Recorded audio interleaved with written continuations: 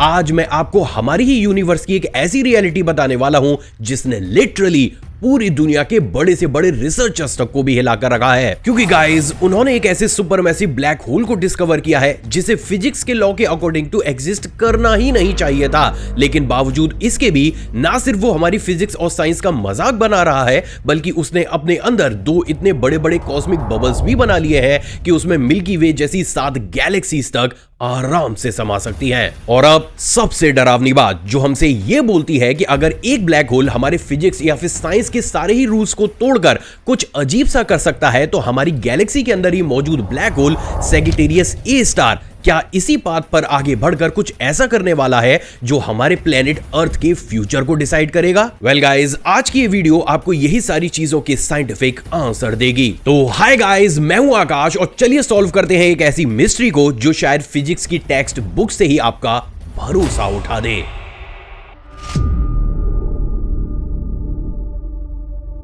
असल में गाइस ये पूरा ही सिनेरियो स्टार्ट होता है साल 2005 से, जब नासा के रिसर्चर्स अपने रूटीन वर्क के दौरान आउटर स्पेस को ऑब्जर्व कर रहे थे। इंटरेस्टिंगली इसी ऑब्जर्वेशन के दौरान उन्हें कैमिलोपार्डालिस कॉन्स्टेलेशन में गैलेक्सी का एक स्ट्रेंज क्लस्टर यानी कि झुंड नजर आता है। हैरानी की बात यह है दोस्तों कि ये क्लस्टर हमारे प्लेनेट अर्थ से 2.6 बिलियन लाइट ईयर की दूरी पर होने के बावजूद भी क्लियरली ये डेटा दे रहा था कि ये अपने अंदर से काफी हाई पावर की एनर्जी को ऐसे ही थ्रो कर रहा है। स्ट्रेंजली ये एनर्जी इतनी ज्यादा थी कि अगर एक साथ 600 मिलियन सूरज को इकट्ठा करें तब जाकर हम उसकी बराबरी कर पाएंगे। ये चीज अपने आप में और ज्यादा अजीब इसलिए भी थी क्योंकि अभी तक की हमारी यूनिवर्स को लेकर सारी ही नॉलेज ये बोलती है कि यूनिवर्स के अंदर कोई भी सिंगल ऐसा ऑब्जेक्ट मौजूद हो ही नहीं सकता जो इतने बड़े अमाउंट में एनर्जी को रिलीज करता है। तो अब सवाल तो ये है कि अगर यूनिवर्स का कोई भी ऑब्जेक्ट इस काम को नहीं कर सकता तो फिर आखिर ये मॉन्स्टर है तो है क्या? वेल गाइस, इसी रात से पर्दा उठाने के लिए इस पूरे ही सिनेरियो में एंट्री लेती है चंद्रा एक्स रे ऑब्जर्वेटरी, जिसने जैसे ही इस क्लस्टर की तरफ एक्स रेज और बाकी की रेज को डालकर इसकी एग्जैक्ट इमेजेस को निकालना शुरू किया, लिटरली गाइस उस इमेजेस ने हमारे सभी रिसर्चर्स को अंदर तक हिला दिया।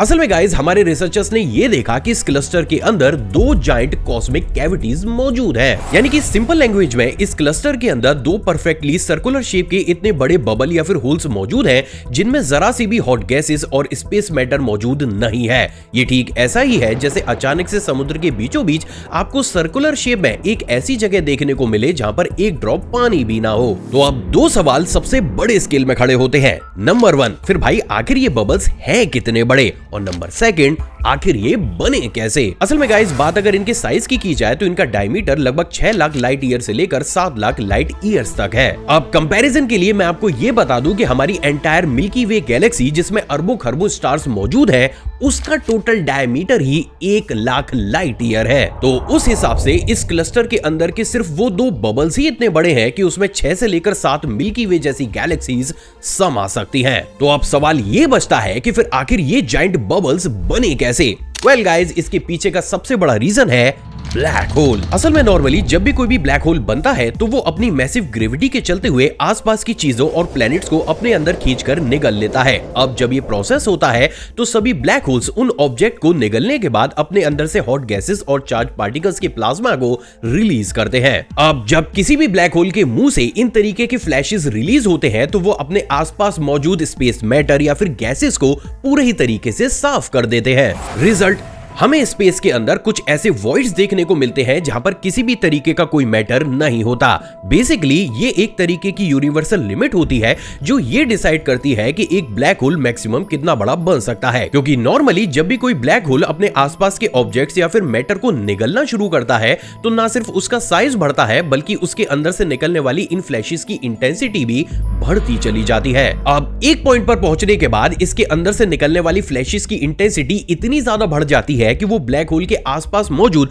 कई लाख किलोमीटर तक के एरिया को साफ कर देती है। अब जब ब्लैक होल के मुंह के पास से ही चीजें साफ हो जाएंगी तो वो और ज्यादा ऑब्जेक्ट्स को अपने अंदर नहीं समा पाएगा। रिजल्ट, वो ब्लैक होल एक लिमिट तक बढ़ने के बाद अपने आप ही बढ़ना बंद कर जाता है। लेकिन यहां पर सबसे ज्यादा ध्यान देने वाली बात यह है दोस्तों कि आखिर ये लिमिट होती कितनी है। असल में इसी चीज को जानने के लिए साल 1920 में एक ब्रिटिश साइंटिस्ट सर आर्थर एंगिंगटन ने यह देखा कि मैक्सिमम एक black whole 50 billion solar masses के अराउंड मासेस को अपने अंदर निगल सकता है। यानी कि सिंपल लैंग्वेज में एक ब्लैक होल अपनी पूरी जिंदगी में अगर काफी ज्यादा एक्टिव भी है तब भी वो 50 बिलियन सन जैसे स्टार के मासेस को अपने अंदर निगलने के बाद अपने मैक्सिमम साइज को सिर्फ उतना ही बढ़ा सकता है। तो अब मुझे पूरी उम्मीद है कि यहां तक आपको ब्लैक होल का कोर नेचर और उसकी लिमिट के बारे में सारी ही कंफ्यूजन दूर हो चुके होंगे। लेकिन अब यहां पर एक सवाल खड़ा होता है जो हमसे ये कहता है कि भाई एक ब्लैक होल जिसे हमने MS0735 नाम दे रखा है, प्रैक्टिकली हमें यह भी पता है कि उसकी मैक्सिमम लिमिट कितनी है और वो आज की डेट में अर्थ से 2.6 बिलियन लाइट ईयर की दूरी पर मौजूद है, राइट? तो भाई फिर हम यहां बैठकर उसे इतनी इंपॉर्टेंस दे ही क्यों रहे हैं? वेल गाइस, दिल को थाम लीजिए क्योंकि अब आप कुछ ऐसा जानने वाले हैं जो ना सिर्फ हमारी साइंस को चैलेंज कर रहा है बल्कि वो हमारे फ्यूचर को भी इफेक्ट करेगा।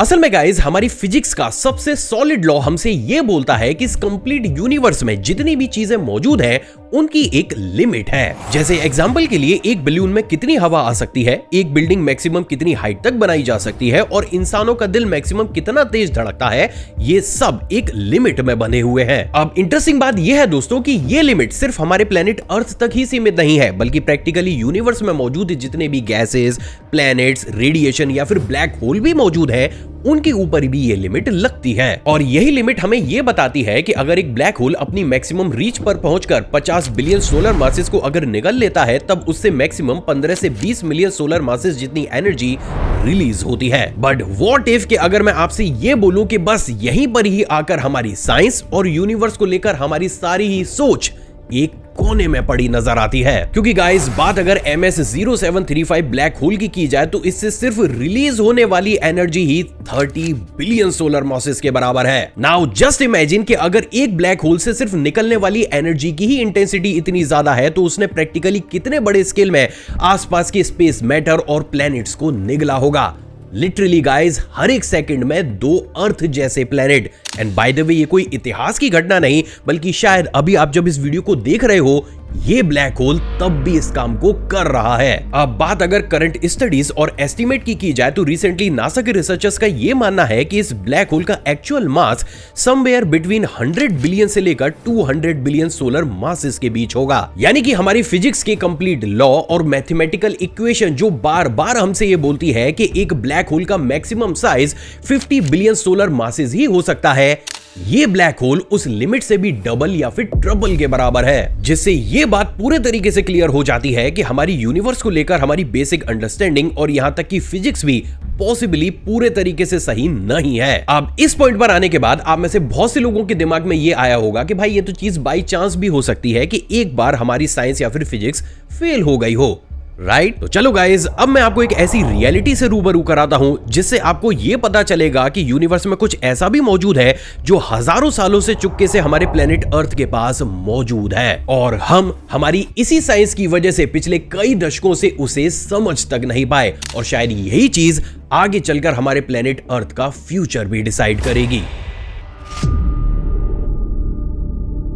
असल में गाइज अभी तक हमारे रिसर्चर्स को यह लगता था कि इस यूनिवर्स में जितने भी ब्लैक होल मौजूद हैं वो सभी मैटर के भूखे होते हैं और वो जितना स्पेस मैटर निगलते हुए चले जाते हैं वो उतनी ही बड़ी क्वांटिटी में एनर्जी को रिलीज करते हैं जिसकी वजह से उनके आसपास ब्राइट लाइट कलर की रिंग्स बन जाती हैं। बट गाइज सैडली 13 जून 2022 को हमारा ये भ्रम भी टूट गया। असल में गाइज इस दिन सेंटर फॉर एस्ट्रोफिजिक्स और हार्वर्ड इंस्टीट्यूट फॉर एस्ट्रोनॉमी के लीड रिसर्चर करीम एल बड्री ने हमारी ही गैलेक्सी के अंदर अर्थ से लगभग 1600 लाइट ईयर की दूरी पर एक डॉर्मेंट ब्लैक होल को डिस्कवर किया जो अभी तक के हमारे सबसे पास के ब्लैक होल यानी कि V616 MON से भी 3 गुना ज्यादा पास है और इसीलिए इसे नाम दिया गया गाया BH1 जो कि प्रैक्टिकली कई दशकों से चुपके से हमारे प्लेनेट अर्थ के पास ही मौजूद है। तो अब सवाल तो ये खड़ा होता है कि अगर एक ब्लैक होल हमारे ही गैलेक्सी के अंदर हमारे प्लेनेट के आसपास मौजूद था तो हम इसे अभी तक ढूंढ क्यों नहीं पाए। असल में गाइज इसके पीछे का सबसे बड़ा रीजन हमारी अभी तक की साइंस और यूनिवर्स को लेकर हमारी बेसिक अंडरस्टैंडिंग है,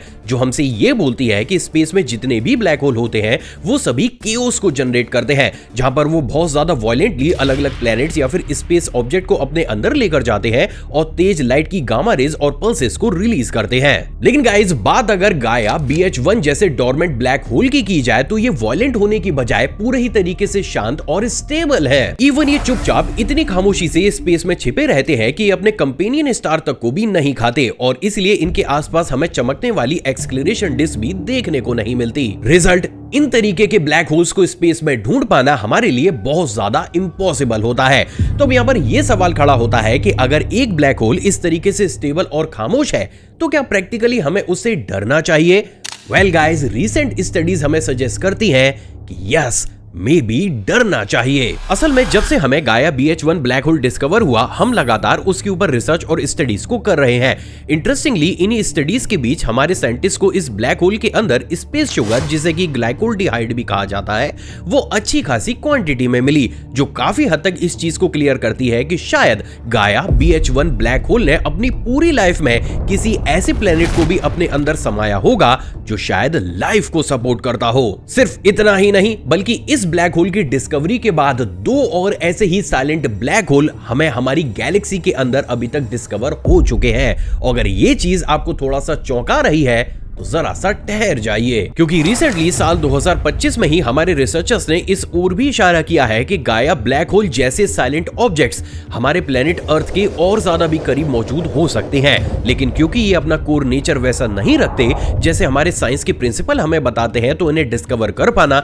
या फिर इन्हें समझ पाना हमारे लिए काफी ज्यादा मुश्किल है। तो अब यहाँ पर एक बिल्कुल सिंपल सा क्वेश्चन खड़ा होता है कि अगर गाया BH1 जैसे डोरमेंट ब्लैक होल, जिन्हें काफी ज्यादा शांत माना जाता है, अगर वो भी हमारे फिजिक्स के लॉ या फिर हमारी मैथमेटिकल इक्वेशन को वैसे फॉलो नहीं कर रहे जैसे शायद उन्हें करना चाहिए था, तो प्रैक्टिकली हमारी गैलेक्सी के अंदर ही मौजूद बाकी के ब्लैक होल और सबसे स्ट्रॉन्ग ब्लैक होल, जिसे सैजिटेरियस A स्टार कहा जाता है, क्या वो भी हमारे फिजिक्स या फिर हमारे साइंस के उन लॉ को फॉलो जिंदगी भर करता रहेगा? वेल गाइस, इसका प्रैक्टिकल आंसर है नहीं, और ऐसा मेरा नहीं बल्कि अब खुद बड़े बड़े रिसर्चर्स का मानना है। असल में जब हमारे रिसर्चर्स के सामने गाया BH1 जैसे डोरमेंट ब्लैक होल आए तो उन्होंने इसके ऊपर और डीप रिसर्च करना शुरू किया। इंटरेस्टिंगली इस रिसर्च में ये बात क्लियर हुई कि भले ही इन साइलेंट ब्लैक होल्स की ग्रेविटी इतनी ज्यादा ना हो कि ये हमें और हमारे सोलर सिस्टम को अपने अंदर खींच सकें, लेकिन फिर भी टाइम टू टाइम इनके अंदर से गामा रे बर्स्ट रिलीज होते हैं। और जस्ट इन केस अगर उनमें से सिर्फ एक ही रेडिएशन की बीम भी हमारे प्लेनेट अर्थ की तरफ आ गई तो देखते ही देखते हमारे प्लेनेट की बैंड बज जाएगी,